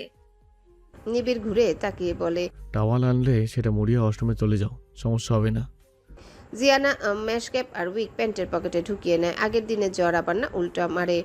টাওয়েল দিয়ে শরীর পেঁচিয়ে জিয়ানা ওয়াশরুমে না গিয়ে ছুটল তার সাইকেলের দিকে। এখান থেকে যত দ্রুত সম্ভব বের হতে হবে। রাফিন পেছন পেছন ছুটেও ধরতে পারল না। সদ্য বউ হওয়া একজন দেখলো 3 কবুল বলা স্বামীর চোখে মুখে অন্যের জন্য উদ্বেগ উৎকণ্ঠা। ভোরের আলো ফোটার কিছুটা বাকি। নূর ম্যানশনের সবাই ঘুমে যখন কাদা, তখন সদর দরজা হাঁ করে খুলে গেল আর ঘরে ঢুকলো টকটকে লাল বস্ত্র পরিধেয় 4 জন অদ্ভুত দেখতে মানুষ। সবার হাতে একটা করে মোটা বই। একজন সামনে এগিয়ে এলো, টোপলার মতো ব্যাগ থেকে পাউডার বিশেষ এক প্রকার গুঁড়ো বের করে কিছুক্ষণ বিড়বিড় করে ছিটিয়ে দেয় বাতাসে। তারপর বাড়ির সবাই শুধুমাত্র নীলুফার, বৃদ্ধা উম্মে কুলসুম ছাড়া পিলপিল পায়ে বেরিয়ে এলো বসার ঘরে। পুরুষ আর মহিলা ভিন্ন ভিন্ন 2টা লাইন ধরে দাঁড়িয়ে গেল। আধো ঘুমে আধো জাগরণে প্রত্যেকের মস্তিষ্ক সচল, কিন্তু কোন ইন্দ্রের তাড়নায় তারা যেন কাঠপুতলির মতো আচরণ করছে। 4 জন অদ্ভুত মানুষ এগিয়ে এসে প্রত্যেকের হাতে একটা একটা করে ধারালো খর্ব আকৃতির দা ধরিয়ে দিল। এইবার 4 জন অজ্ঞাত ব্যক্তি একাধারে কাঁপতে কাঁপতে কি যেন জপে যাচ্ছিল। এক পর্যায়ে তাদের মন্ত্র থেমে যাওয়ার মুখোমুখি প্রতিটা মানুষ প্রত্যেকের দিকে এগিয়ে যাচ্ছে ধারালো সেই অস্ত্র হাতে। সবার অস্ত্রগুলো যখন একেবারে গলা ছুঁইছি, তখন দোতলার সিঁড়ি থেকে কারো আর্তচিৎকারে সবার ধ্যান ছুটে যায়। ঘেমে নিয়ে উঠে বসে হাঁপাতে লাগলো নিবিড়। রিমোট চেপে লাইট অন করে দিল। বিভৎস সেই স্বপ্ন তার পিছু ছাড়ে না। সেদিন কুলসুম মানে মামুন ইসলামের মায়ের জন্য তাদের উপর করা কালো জাদু কাজ করেনি ঠিকই, কিন্তু বেইমানি কাজ করেছিল 100%। না সুখ স্বপ্ন আসে আর না দুঃস্বপ্ন পিছু ছাড়ে। লাইট অন করে বারান্দায় গিয়ে দাঁড়ালো। সময়টা ঠিক সেদিনের মতো না, তবে নিগুড় কালো অন্ধকার। তারারা সব মেলা বসিয়েছে অম্বরে। 4টাও ক্লান্ত। পুল থেকে উঠে একটা স্টিম শাওয়ার নিয়ে শর্ট ন্যাপ নিয়েছিল নূর ম্যানশনে। আজ প্রায় 5 বছর পরে এই বাড়ির ভেতরে আবার ঢুকেছিল। সুখস্মৃতি না থাক তবুও বেড়ে ওঠা এই বাড়িতে। নিজের কক্ষটাকে এখনো তার জন্যেই সাজানো। মুচকি হেসে শুয়েছিল কিছুক্ষণ, তারপর চোখ লেগে আসে আর দুঃস্বপ্নগুলো হানা দেয়। হঠাৎ জিয়ানার ভেজা ঘন চোখের পাপড়ি চুয়ে পানি পড়ার দৃশ্য মস্তিষ্কে বিচরণ করছে। জিয়ানাকে একটা কড়া শেল্টার দিতে হবে, তাই তো নিজের টিমের নাম দিয়ে কাছাকাছি রাখার প্ল্যান। এই মেয়ে কোথায় হাত দিয়েছে নিজেও জানে না। এমন এক চক্র যাদের কাছে সবাইকে এক প্রকার ব্যাটারি চালিত পুতুল বানাতে কয়েক মিনিট লাগে। সেদিনের সেই ভয়ঙ্কর শয়তানি জাদুর খপ্পরে পড়ার পর বাড়িতে একজন মাওলানা আনানো হয়। উনি পুরো বাড়ি রুকাইয়া করে দিয়েছেন এবং সবাইকে সতর্ক করে যান নামাজ রোজা পড়ে সবসময় পাক পবিত্র থাকতে হবে, সাথে করতে হবে বিশেষ আমল। বড়রা সেটা পালন করে ছোটদের ফু দিলেই কাজ হবে। কিন্তু নূর ম্যানশনের মালকিন উম্মে কুলসুম শুধুমাত্র একজন মাওলানা দিয়ে সন্তুষ্ট হলেন না। নানান কবিরাজি আর হুজুরদের প্রতিনিয়ত আসা যাওয়া লেগেই থাকতো। নিবিড়ের সেই ঘটনা মনে হলে এখনো হাসি পায়। কবিরাজ বাড়ির সব বাচ্চাকে একটা মাদুরে শুইয়ে দিলেন পাশাপাশি। ওনার মতে সবার পেটে কালা জাদু আছে, মানে খাওয়ানোর মাধ্যমে তাদের জাদু করা হয়েছে। কে করেছে, কেন করেছে কেউ জানে না। সব দায় যায় বিরোধী পক্ষের ঝুলিতে। মাদুরে শোয়ানোর পর সবার পেটের কাপড় সরিয়ে নাভি বের করা হলো। তারপর একটা বাটিতে সরিষার তেল নিয়ে আঙ্গুল ঘুরিয়ে ঘুরিয়ে কবিরাজ কিছুক্ষণ বিড়বিড় করলেন। তারপর সেই তেলে ময়দা বা আটা টাইপ কিছু একটা নিয়ে খামি বানালেন। সেখান থেকে অল্প থামি নিয়ে নাভিতে ঘষা হলো। নিবিড় পায়ের আঙ্গুল চেপে কাতুকুতু সহ্য করে নেয় সেই পর্যায়ে। কিন্তু সবার ময়দার থামি সাদা থাকলেও মেহেদির ময়দার থামি কালো হয়ে উঠল। যখন তখনই নিবিড় হেসে কুটি কুটি হয়েছিল, কারণ কবিরাজ বলেছে বাচ্চার মাধ্যমে খাওয়ানো হয়েছে সব জাদু জিনিস। কিন্তু নিবিড় তো জানে কিছুক্ষণ আগে পাড়ার একটা ছেলের সাথে খেলতে গিয়ে মারামারি করেছে, আর মারামারির সময় ধুলেই গড়াগড়িও খেয়ে এসেছে বলেই ময়লা লেগেছিল নাভিতে। এই কবিরাজ যে ভণ্ড সেটা নিবিড়ের ছোট্ট মস্তিষ্ক ধরে ফেলে আর বলেও ফেলে ওইটা জাদু না, মাটির ময়লা। এতে জাদু করের হাতে ঘা লাগে। আর মামুন ইসলামকে বলে এই ছেলে শয়তানের বশীভূত হয়ে গেছে, একে প্রহার করুন যতক্ষণ না পর্যন্ত শয়তান দেহ ত্যাগ করছে। একবার নিবিড়কে বেধড়ক প্রহর করা হলো শুধুমাত্র কবিরাজের কাজে হাসার জন্যে, আর প্রহরকারী স্বয়ং মামুন ইসলাম। নিবিড় মুচকি এসে আকাশের দিকে তাকালো। শয়তানের প্ররোচনায় শয়তান নিজেই কবিরাজরূপী মানুষটা ছিল, সেটা অন্যরা না বুঝলেও নিবিড় বুঝে গিয়েছিল দ্রুতই। নীলুফা তাকে শিখিয়ে দিয়েছিল এক দোয়া, বিসমিল্লাজি লা ইদুরুহু মা আশমিহি শাউন ফিল আরুদ্দি ওয়ালাফিস সায়ামি ওয়াহুয়া সামিউল আলিম। এই দোয়া সন্ধ্যায় 3 বার যে ব্যক্তি পাঠ করবে কোনো কিছুই তার ক্ষতি করতে পারবে না। নিবিড় পাঠ করলো আপন মনে। তার প্রথম স্কুল, প্রথম শিক্ষক আর একমাত্র আপনজন নীলুফা ইয়াসমিন নীলুফার সন্তান। রাঙামাটির এক প্রত্যন্ত অঞ্চল থেকে নীলকে এক প্রকার ছিনিয়ে আনেন মামুন ইসলাম। নীলুফার তার স্বামী পালিয়ে যায় সে যাত্রায়। নীল আইসিইউতে ছিল বিধায় তাকে নিয়ে পালাতে পারেনি তারা। 18 বছর পর্যন্ত নীল নিবিড়ে স্নেহের ছায়ায় বেড়ে উঠলেও 18 হওয়ার পর থেকেই বন্দী, কারণ মায়ের সম্পত্তির উত্তরাধিকার শুধু সেই। এবং সব জানার পর মামুন ইসলামের চোখে চোখ রেখে বলেছিল, আমার মাকে খুঁজে এনে দেন, তবে সম্পত্তির ভাগ পাবেন। কিন্তু নিবিড়ের কেন জানি মনে হয় এই সম্পত্তি না, মামুন ইসলাম অন্য কিছু চায়। আস্তে আস্তে সকালের আভা ফুটবে, কিন্তু আরও একটা রাত নির্ঘুম কাটবে নিবিড়ের। মাঝে মধ্যে চিন্তা করে জিয়ানার কাছ থেকে টিপস নিবে, এত চিল কিভাবে থাকে, এত সুখ মানুষের মনে কেমনে আসে। যাদের একটা চমৎকার পরিবার আছে তাদের আসে বোধ হয়। এই জন্যই তো অ্যারিস্টোট রুট ফ্যাক্টরের উপর এত জোর দিয়েছিলেন, যার একটা চমৎকার পরিবার আছে সে পৃথিবীর সবচেয়ে সুখী মানুষ। তাই তো নিবিড়ের সুখগুলো নীল। নীলুফা ঠিকই নাম রেখেছে তার, একদম সুখ যার নীল সেই তো সুখ নীল। জিয়ানা দরজায় নক করার জন্য হাত বাড়িয়েছে কেবল, কিন্তু দেখে দরজা অল্প ফাঁকা। আজ জেনিকে সজীবের আম্মা দেখতে আসার কথা, হয়তো এসেছে তাই দরজা খোলা। জিয়ানা হাত দিয়ে ধাক্কা দিয়ে দরজা খুলে স্তব্ধ হয়ে গেছে। সারা বাসা লন্ডভন্ড, সবাই কোথায়? ড্রয়িং টেবিলের কাছে সারা ফ্লোর ছড়িয়ে ছিটিয়ে আছে, টিভি গুঁড়ো গুঁড়ো হয়ে এক সাইডে ফেলে রাখা। জিয়ানা সাবধানে এক একটা জিনিস ডিঙিয়ে প্রথমে জিয়াউলের রুমে উকি দিল, তারপর তার রুম পার করে জেনির রুমে উকি দিয়ে ফ্রিজ হয়ে যায়। কয়েক সেকেন্ড অতিবাহিত হওয়ার পর আপি বলে চিৎকার দিতে গিয়েও নিজেই নিজের মুখ চেপে ধরে ছুটল বিছানায় রক্তাক্ত অচেতন জেনির দিকে। সমরেশ মজুমদার একটা কথা বলেছেন, একটা কষ্ট অনেক সময় আরেকটা কষ্টকে ঢেকে দেয়। জিয়ানার অবস্থাও সেম। জিয়ানা যখন জেনির কাছে গিয়ে দাঁড়ায় থরথর করে শরীর কাঁপা শুরু করলো, কারণ জেনির শরীরে কোনো কাপড় নেই, সারা শরীর আঁচড়ে ভরা, পা দুটোয় যেন রক্তের লার্ভার স্রোত। জ্ঞান থাকা অবস্থায় বিছানার চাদর দিয়ে হয়তো নিজেকে ঢাকার চেষ্টা করেছিল। কাপা হাতে জেনির গালে আলতো চাপড় দিয়ে বার কয়েক ডাকার পর যখন সারা পেল না, তখন আর কাল বিলম্ব না করে সেই বিছানার চাদরে মুড়িয়ে কাঁধে নিয়ে ছুটল দরজা বরাবর। ফ্লোরের কাছে জিয়ানার পা ক্ষত বিক্ষত হলো। জেনির ওজন কম করে হলেও 55 কেজি। জিয়ানার শরীরে আজ যেন কোনো শুভ শক্তি ভর করেছে, কিংবা প্রতিদিন গাড়ির ভারী চাকা নিয়ে হাঁটার জন্য আজ জেনি কেউ নিতে পারল। পায়ের ক্ষতের কোনো অনুভূতিও কাজ করলো না, না একটুও হাঁপিয়ে উঠল। রাত হওয়ায় আশেপাশে কেউ নেই। গলির মোড়ে গিয়ে একটা অটোরিকশায় উঠে নিকটস্থ ক্লিনিকে ছুটল। সাইকেল চালিয়ে আসায় শরীরের তাপে জামা কাপড় শুকানোর পথে, কিন্তু কোথায় কোথায় এখনো ভেজা থাকায় ঠান্ডা লাগছে। জিয়ানার বুঝতে বাকি নেই জেনির সাথে কি ঘটেছে, কিন্তু জেনির সাথে কেন ঘটতে হবে? যদি দোষ কিছু থেকে থাকে সেটা জিয়ানার আর জিয়াউলের। মস্তিষ্কের প্রদাহ বেড়েই যাচ্ছে ক্রমান্বয়ে। জেনিকে ধরে এখন তার বুক চিরে কান্না পাচ্ছে। আব্বু আম্মু কোথায়, কি হচ্ছে কি তাদের সাথে এগুলো? সজীব ভাইয়ের আম্মু আসেনি কি দেবে উত্তর? তার ফোনটাও হারিয়ে গেছে 2 দিন আগে। জেনির রক্তক্ষরণ বন্ধ হয়নি। জিয়ানার শরীর ভেসে যাচ্ছে, কোথায় ধরবে, কি করবে? জিয়ানার মস্তিষ্ক একেবারে শূন্য ঠেকলো যেন। এর মাঝে জেনি 2বার গলায় টান দিল। জিয়ানা আল্লাহ বলে একটা চিৎকার দেয়। ফাঁকা রাস্তায় সেই চিৎকার বড্ড মুমূর্ষু শোনালেও কারো কানে গেল না, কারণ আর্তের আরতি কেউ শুনতে পছন্দ করে না। কারো কানে গেলেও আগ বাড়িয়ে কেউ 2 কদম এগিয়ে আসে না। আজ জিয়ানার সকল ট্রেনিংয়ে প্রাপ্ত কঠিন ধৈর্য ছুটে গেল। চোখে শ্রাবণধারা বয়ে চলেছে। জিয়ানার কাছে ঠেকলেও দুনিয়াতে আপন জনের বিপদের সময় মানুষ বড্ড অসহায়। কান্না কণ্ঠে রিকশালাকে তাড়া দিয়ে বলল, মামা দ্রুত চালান, আমার আপি মরে যাচ্ছে, সব রক্ত পড়ে যাচ্ছে গো মামা, বাঁচানো যাবে না তো? আজ ওর বিয়ে হওয়ার কথা, কিন্তু মরে যাচ্ছে কেন? আপনার রিক্সা এত স্লো কেন? জোরে কেন চালাচ্ছেন না? আর কত দূর? আমার আপি না বাঁচলে আপনাকে ছাড়বো না, কিন্তু তাড়াতাড়ি চালান। কত শত কথা বলে গেল জিয়ানা। রিকশাওয়ালা হয়তো বুঝলো তার কষ্ট, একটা শব্দও করলো না। 10 মিনিট পর তারা একটা ক্লিনিকে এসে যখন পৌঁছালো, তখন জিয়ানা দেখে আরেক চরম বাস্তবতা, যাকে বলে মরার উপর খড়ার ঘা। রেপ কেস দেখে তারা পুলিশ ছাড়া ভর্তি করবে না। জিয়ানা বিস্ময়ে বাখাড়া হয়ে গেল। এটা কোন পৃথিবীতে সে বাস করছে? একটা মানুষের রক্তক্ষরণে মৃত্যুর দুয়ারে দাঁড়িয়ে আছে, তাকে আগে পুলিশ ফাইল করতে হবে। এটা কেমন নীতি, এটা কেমন অবিচার? এরাই কি তারা যাদেরকে স্বয়ং সৃষ্টিকর্তা আশরাফুল মাখলুকাত বলেছেন 20 বিলিয়ন প্রাণীর মাঝে এদেরকে সেরা মর্যাদা ঠিক কোন কারণে দেওয়া হয়েছে? দিশাহারা জিয়ানার কান্না মিশ্রিত চিৎকার একটা কেবিন থেকে তামান্না বেরিয়ে এলো। জিয়ানা কেমন উন্মাদের মতো তরপাতে দেখে এক প্রকার ছুটে গেল তার কাছে। প্রথমে লম্বা চুলের জন্য চিনতে না পারলেও কাছে গিয়ে হতবাক হওয়ার সময়টুকু পেল না তামান্না। জিয়ানার কাছে গিয়ে হাত ধরে তার দিকে ফিরিয়ে জিজ্ঞাসা করলো কি হয়েছে। জিয়ানা সেই অবস্থাতে স্ট্রেচারে শোয়ানো নিথর ফ্যাকাশে জেনির দিকে আঙ্গুল তুলে হাউম করে কেঁদে দিল। তামান্না, আমার আপি মরে যাচ্ছে, ওকে এরা ট্রিটমেন্ট করছে না। আল্লাহ আমাদের এ কোন শাস্তি দিচ্ছেন? তামান্না, ও তামান্না, তুমি এদের একটু বলো না প্লিজ, সব রক্ত ঝরে যাচ্ছে, 2বার খিঁচুনি দিয়েছে। তামান্না জেনির দিকে ছুটল, আর অবস্থা দেখে আতকে উঠে দ্রুত নিবিড়ের নম্বরে ফোন দেয়। নিবিড় ফোন রিসিভ করলো না, উল্টো কেটে দিল। তাই ফটাফট টেক্সট করলো, আমাদের ভার্সিটির একটা মেয়ে জেনি নাম, খারাপভাবে রেপড হয়েছে, অবস্থা খারাপ। তার বোন জিয়ানা আশা ক্লিনিকে নিয়ে এসেছে, কিন্তু এরা ভর্তি করছে না। তুমি একটা ফোন দিলে এরা আর ফর্মালিটি দেখাতো না, প্লিজ নিবিড়। তার ঠিক 2 মিনিটের মাথায় দুজন নার্স আর একজন ডাক্তার হন্তদন্ত করে এসে জেনিকে দ্রুত এমার্জেন্সি সেক্টরে নিয়ে গেল।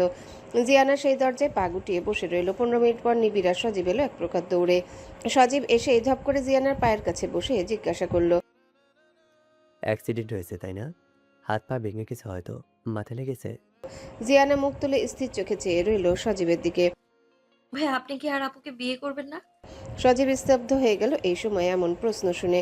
তারপর আস্তে করে জিজ্ঞাসা করে, কি হয়েছে ওর? আমি তোকে ভালোবাসি জিয়ানা, বিয়ে না করার প্রশ্ন আসছে কেন? আজ না আপনাদের আসার কথা, এলেন না কেন? সন্ধ্যা তোমার আম্মু ফোন দিয়ে বললো ইমার্জেন্সি বের হতে হচ্ছে ওনাদের, তাই আজ যেন না আসি। এই পর্যায়ে জিয়ানা সজীবের শার্টের কলার ধরে ঝাঁকিয়ে বলে উঠল, কেন এলেন না? আপনি অপেক্ষায় ছিল যে, কেন এলেন না আপনারা? আপনারা এলে তো ওর কিচ্ছু হতো না, এত বড় ক্ষতি হতো না। এখন যদি আপনি মরে যায়, কে দায় নিবে? আপনি নেবেন? আপনি কি আবার মৃত আপিকে বিয়ে করবেন? আমার ধর্ষিতা আপিকে আবার ভালোবাসতে পারবেন বলুন তার দায়িত্ব নিতে? ধর্ষিতা কথাটা শুনে সজীব পা মেলে বসে পড়ল ফ্লোরে। নিবিড় শুধু বলেছে খারাপ কিছু ঘটেছে, এই খারাপ মানে ভেবেছে ছোটখাটো অ্যাক্সিডেন্ট হয়তো। নিবিড় এগিয়ে এসে সজীবের কাঁধে হাত রাখে। সজীব এইবার বিমূর নিস্তব্ধ হয়ে সেই অবস্থাতেই বসে রইল। কতক্ষণ যায়, কত মিনিট কাটে সেই হিসেব কেউ গেল না। নিবিড় এতক্ষণ শুধু জিয়ানার দিকে তাকিয়েছিল। সেই ভেজা কাপড়ে ওই অবস্থাতেই এখনো আছে, চোখ মুখ ফুলে লাল হয়ে আছে। এলোমেলো লম্বা চুল, সারা শরীর আর মুখে লুটোপুটি খাচ্ছে। বড্ড ক্লান্ত আর নিস্পৃহ দেখাচ্ছিল জিয়ানাকে। এমার্জেন্সির দরজা খুলে ডাক্তার বের হলো। সজীব দাঁড়ায়, কিন্তু আগানোর সাহস পেল না। নিবিড় এগিয়ে গিয়ে জিজ্ঞাসা করে, এখন কি অবস্থা? ক্রিটিক্যাল অবস্থা, গ্যাংরেপ হয়েছে ভিকটিমের সাথে। পেরিনিয়াল টিয়াল গোপনাঙ্গ সহ আশেপাশের জায়গা ছিঁড়ে গেছে। আমরা যত দ্রুত সম্ভব স্টিচ করেছি, এখন ব্লাড লাগবে আরও। আপাতত আমাদের ব্লাড ব্যাংকে যা ছিল চলছে, আপনারা বাকিটা ম্যানেজ করুন। সজীব ডাক্তারের কথা শোনা মাত্র এক প্রকার ছুটে এসে ডাক্তারের শার্টের কলার ধরে ঝাঁকিয়ে প্রশ্ন করে, কি বলছেন কি? হ্যাঁ, মাথা খারাপ হয়ে গেছে আপনার? রেপ মানে কি? রেপ হতে যাবে কেন আমার জেনি? সত্যি কথা বলুন, কি হয়েছে? অ্যাক্সিডেন্ট হয়েছে? এক পা বা হাত কিংবা অন্ধ হয়ে গেছে, তাই না? সত্যি কথা বলুন, নাহলে ডাক্তার বলে খাতির করবো না, একদম পুঁতে ফেলবো। নিবিড় সজীবের হাত থেকে টেনে ডাক্তারের কলার ছাড়িয়ে দিয়ে সরি বলল। ডাক্তারদের এইসব সিচুয়েশনে অহরহ পড়তে হয়। রোগী মারা গেলে ডাক্তারদের অনেক সময় লুকিয়েও থাকতে হয়। সৃষ্টিকর্তার পর জীবন বাঁচানোর দায়িত্ব নেওয়ার মতো মহান পেশা আর দ্বিতীয়টি নেই। তাই তো সম্মান আর ভালোবাসার পাশাপাশি রাগ দুঃখের ভাগ না চাইলেও ভাগে পড়ে। শান্ত হ সজীব, এটা একটা অ্যাক্সিডেন্ট। আমি দেখছি কি করে যায়। কি আছে এর পেছনে? তোকে এখন জেনির পাশে থাকতে হবে। ও বেঁচে থাকলেও সার্ভাইভ করতে পারবে না মানুষ কিংবা সমাজের জন্য। তোকে ওর পাশে থাকতে হবে, তোকে সর্বোচ্চ শান্ত থাকতে হবে। কিভাবে শান্ত থাকবো রে ভাই? আবার কলিজাটা যে ছিঁড়ে যাচ্ছে। 4.5 বছরে একটা বারো মেয়েটা হাত ধরিনি, আর ওরা আমার জেনিকে ছিঁড়ে খেয়েছে। আমার মুখটা ফেটে যাচ্ছে, আমি দেখতে পারছি না। আমাকে মেরে ফেলে ওর সাথে সাথে, না হলে ওর কলঙ্ক আমাকে দিয়ে দে। ওকে কি এই সমাজ বেঁচে থাকতে দিবে? আমি কি নিয়ে বেঁচে থাকবো? জিয়ানা এবার পা মেলে বসে পড়ল। কে করলো তাদের এত বড় সর্বনাশ? কেন এখনো আব্বু আম্মু আসছে না? সেই কখন তামান্না ফোন দিয়ে আঞ্জুমানকে বলেছে জেনির অ্যাক্সিডেন্ট হয়েছে। আবার নিবিড় ফোন দিল, তবুও এখনো আসছে না কেন? জিয়ানার মাথা ভার হয়ে এসেছে। মনের ব্যথার কাছে পায়ের ব্যথা তুচ্ছ সামান্য লাগছে। মনটাকে কেটে ফালা করে ফেলতে ইচ্ছা হচ্ছে তার। নিবিড় সজীবকে সান্ত্বনা দেওয়ার ফাঁকে একবার জিয়ানার দিকে তাকিয়ে অবাক হয়ে যায়। জিয়ানা এখন পা জোড়া সোজা করে দরজায় মাথা ঠেকিয়ে বসে আছে, যার ফলে সারা পায়ের তলায় জখমের রক্ত স্পষ্ট। কান্নারত সজীবকে জয়েন্ট স্টিলের সিটে বসিয়ে এগিয়ে গেল জিয়ানার দিকে। হাঁটু গেড়ে বসে বাম হাত দিয়ে পায়ের টাকনুর কাছে ধরে একটু উঁচু করে দেখে আটকে উঠল। সম্পূর্ণ পায়ের পাতা ক্ষতবিক্ষত, এখনো কয়েকটা ছোট ছোট কাজ ভেতরে ঢুকে আছে। পা থেকে চোখ সরিয়ে মুখের দিকে তাকালো, একদম ফ্রিজ হয়ে বসে আছে। পা স্পর্শ করাতে বুঝতে পারলো শরীর বেশ গরম। নিবিড় কোনো অনুমতির প্রয়োজন মনে করলো না। পাজা গলা নিয়ে নার্সদের রুমের দিকে হাঁটা ধরল। জিয়ানা এখনো নড়চড়হীন অনড়, বরং নিবিড়ের বুকে মাথা এলিয়ে দিল। তার কাছে মনে হলো অথই জলে পড়ার পর একটা কাঠের টুকরো পেয়েছে ভেসে থাকার। তামান্না পেছনে পেছনে এলো। হাঁটারত নিবিড় জিজ্ঞাসা করলো, তুমি এখানে কি করছো? কাঞ্চন লাইফ সাপোর্টে আছে আজ কয়েকদিন ধরে, তাই আমিও আছি সাথে। নিবিড়কে দেখে কয়েকজন নার্স এগিয়ে আসে। নিবিড় ইশারা দিয়ে পা দেখালো। নার্স একজন জানালো ড্রেসিং রুমে নিয়ে আসতে। জিয়ানার পা ড্রেসিং করা হচ্ছে। নিবিড় পাশে দাঁড়িয়ে মুখটা পর্যন্ত কুচকাচ্ছে নাইমে। একটু আগে ছুচালো সার্জিক্যাল কাঁচির মাধ্যমে ছোট ছোট কাজগুলো গুতিয়ে গুতিয়ে বের করেছে। এখন সেই কাঁচির মাথায় হেক্সিসলে তুলো ভিজিয়ে চেপে চেপে পরিষ্কার করছে। দুই একবার নিবিড় বলেছে, আস্তে সিস্টার, লাগবে তো। নার্স বাঁকা চোখে চেয়ে বোঝানোর চেষ্টা করেছে। যার বিয়ে তার খবর নাই, পাড়াপড়শির ঘুম নাই, যার ট্রিটমেন্ট করি সে দিব্যি বসে, আর এইদিকে তার প্রেমিক আহা উহু করে। তবুও এলাকার বিখ্যাত কিংবা কুখ্যাত লোক মুখে কোনো বাঁকা আর রাও না করে বলে ওঠে, স্যার কাচের কাঁটা, তাই টিটেনাস টিকা দিতে হবে, এখনই দিয়ে দেব? অবশ্যই দিবেন। আমি কি ডাক্তার যে আমাকে জিজ্ঞাসা করে ট্রিটমেন্ট করবেন? না মানে আপনার প্রেমিকা, তাই আর কি। আমতা আমতা করে নার্স বলে। নিবিড় প্রেমিকা শুনে বিশেষ কোনো রিয়াকশন দেখালো না, তবে আর চোখে একবার জিয়ানার দিকে তাকিয়ে জিজ্ঞাসা করলো, আমি বলেছি আমার প্রেমিকা। ও সরি স্যার, আপনার ওয়াইফ, মাফ করবেন, আমি এখনই টিকা দিয়ে দিচ্ছি। নিবিড় কপাল ভাঁজ করে জিয়ানার দিকে ভালোভাবে চায়। কোনো দিক দিয়ে পাগলকে তার বউ লাগে, এর মাঝে বউয়ের কোনো উপাদান নেই। যার বউ হবে তার জন্য আগাম ইন্নালিল্লাহ। নার্স টান দিয়ে সূক্ষ্ম সুই বের করে মেডিসিন ভরে জিয়ানার কাছে গেল। নিবিড় ভাবলো এবার হয়তো একটু রিয়াকশন দেখাবে, কিন্তু তাকে ভুল প্রমাণ করে দিয়ে জিয়ানা সেভাবে চুপ করে শুয়ে রইল। নিবিড় উল্টো ঘুরে গেছে। নার্স তার বউ মনে করে হুডির হাতা কাঁধ থেকে সামনে নামিয়ে নিয়েছে। মনে মনে ভাবছে কি মুসিবত, এখন না আবার বলে বসে যান আপনার বউকে বাথরুমে নিয়ে যান। এমনিতেই কয়েক মাসে এই মেয়ে 3 বা 4 বার কোলে উঠে পড়েছে। কেন নিবিড় জিয়ানাকে এত সময় দিচ্ছে? কেন এই মেয়েটার কান্নায় বুকে জ্বলুনি অনুভূত হচ্ছে? কেন বারবার প্রমাণ করতে ইচ্ছা এই মেয়ে তার প্রিয় মানুষের অংশ? কেন এই মেয়ের উল্টাপাল্টা কথা আর কাজে সে প্রশ্রয় দিচ্ছে? কেন চেয়ারম্যানের থেকে আগলে রাখতে চাচ্ছে? নাকি সুদূর ভবিষ্যতে নীলুফা ইয়াসমিনের সেই কথায় এখনো মন মস্তিষ্ক জিয়ে রেখেছে? 20 বছর আগে নিবিড় নীলুফার কোলে মাথা রেখে বলে, ফু আম্মু, আমাকে তোমার ছেলে হিসেবে লিখে নাও। আমার না তোমাকে শুধু আম্মু ডাকতে ইচ্ছা হয়, স্বপ্ন আম্মুকে আম্মু ডাকতে ইচ্ছা হয় না। শিশু, কতবার বলেছি স্বপ্না আম্মু না বলতে, শুধু আম্মু ডাকতে, আর আমি তোকে লিখে নিব আমার মেয়েকে দিয়ে জামাই বানিয়ে, তখন আমি তোর শাশুড়ি আম্মু হব। ফর্সা গোলগাল মুখশ্রীর বড় বড় ব্রাউন আইরিশের অধিকারী, প্রচণ্ড মায়া মায়া একজন নারী নীলুফা ইয়াসমিন। কাউকে কটু কথা তো পড়ে, কাউকে না করতেও তার কণ্ঠরোধ হয়ে আসে। নীলুফার কাছে পরিবারের সবচেয়ে প্রিয় সদস্য সুখ নিবিড়। সুখ নিজেও ফুপিন নেওটা। তার কাছে মনে হয় ফুপির চোখের একটা আলাদা জাদু আছে, কারো দিকে তাকিয়ে হেসে দিলে সে বশ হয়ে যাবে। তোমার তো মেয়ে এখনো হয়নি, হলেও এইটুকু পুচকু হবে। এত ছোট বউ আমি নিব না। নীলুফা খিলখিলিয়ে হেসে উঠল নিবিড়ের কথায়। গাল টেনে আদরে ভরিয়ে দিত সারা মুখ। না না, আমার মেয়ের জন্য এমন গোমরা মুখ বর আমিও নিব না, একটু হাসে না বলে কাতু কাতু দিল, আর নিবিড় হেসে কুটুকুটি হয়। নিবিড় বর্তমানে ফিরে এলো নার্সের চিল্লানিতে। জিয়ানা উঠে দাঁড়িয়ে পড়েছে। নিবিড় হাতের বাহু ধরে আবারও বসিয়ে দিল। সমস্যা কি তোমার? ভাই কি অবস্থা করেছে দেখেছো? সরুন সুখ, আমার এখনই বাসায় ফিরতে হবে। রেপিস্টের একটা আলামত আছে ঘরে, এখনই যেতে হবে, বুঝতে পেরেছেন? নিবিড় সুখেই আটকে আছে। জিয়ানার সামনে ঝুঁকে জিজ্ঞাসা করলো, কি নামে ডাকলে? সুখ? আর কখনোই এই নামে ডাকবে না, মনে থাকবে? আপনার নিবিড় নাম আমার পছন্দ না। নিবিড় মানে কঠিন। মানুষের নাম কেন এমন হবে? এর চেয়ে সুখ বেটার। দূরে সরেন, নামতে দিন আমায়। আমার বসে থাকার সময় নেই। যতক্ষণ না প্রতিটা কুত্তার বাচ্চাকে ধরে ধরে তাদের পুরুষতন্ত্র কাটবো, ততক্ষণ আমি জিয়ানা বসবো না। যতক্ষণ না প্রতিটা ওই বাস্টারদের হাতের নখ উঠাবো, ততক্ষণ আমি জিয়ানা দু চোখের পাতা এক করব না। আমার ফুলের মতো বোনের শরীর যারা অপবিত্র করেছে, তাদের জীবন যদি জাহান্নাম না বানিয়ে দিই, তবে আমার নামের অর্থ সফল না বদলে বিফল রাখবো আমি। বলেই গটগট করে বের হয়ে গেল। আর পেছনে নিবিড় সোজা হয়ে দাঁড়িয়ে রইল। নিবিড়ের ফোন দিয়ে জিয়ানা বারবার চেষ্টা করলো আঞ্জুমান আর জিয়াউলের নাম্বারে, কিন্তু ফলাফল শূন্য। পরে বাধ্য হয়ে জুনায়েদকে ফোন দিয়ে হাউমাউ করে কেঁদেছে। জিয়ানা কাউকে জানাতে চাচ্ছে না জেনির এই অবস্থার কথা। খুঁড়িয়ে খুঁড়িয়ে বাসার দরজা পর্যন্ত এলো। নিবিড় এখনো সাথে। জিয়ানা তাকে বিশেষ পাত্তা দিচ্ছে না।